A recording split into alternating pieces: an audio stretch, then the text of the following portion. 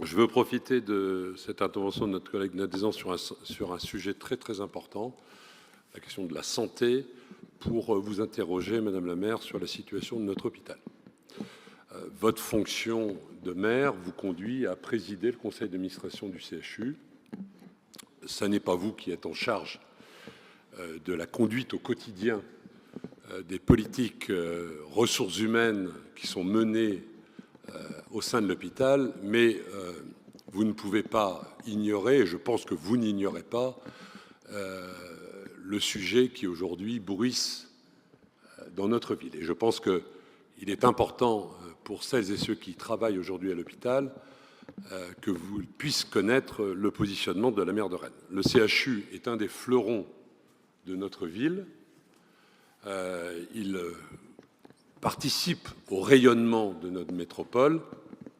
Et ce que nous lisons depuis maintenant quelques mois est assez inquiétant.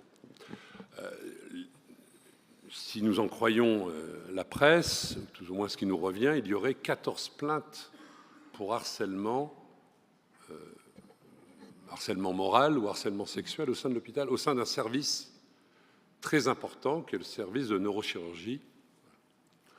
Ce n'est pas un sujet qui vient de sortir. Je crois que beaucoup de collègues, et je vous encourage à le faire, vous le trouverez sur YouTube, regardez Madame la maire, regardez un reportage effarant de ce qui se passait il y a 10 ans dans ce service.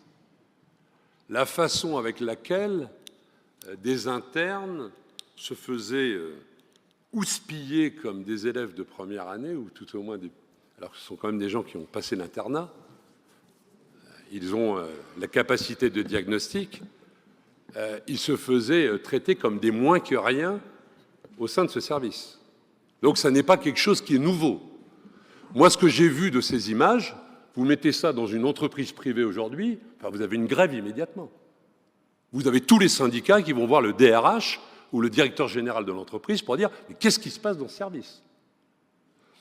Et là, aujourd'hui, les choses sont en train de sortir du bois. Ce qui est assez inquiétant, Madame la maire, et moi j'aimerais aussi avoir votre position sur ce point, c'est qu'il y a un an, la direction générale de l'hôpital a refusé un audit. Quelles ont été les raisons pour lesquelles la direction générale a refusé cet audit?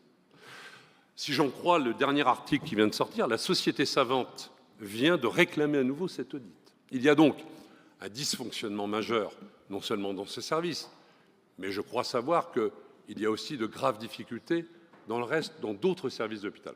Madame la maire, loin de moi, et je vous demande de me croire, pas un seul moment, je pense que vous n'ayez de responsabilité dans cette situation, bien évidemment.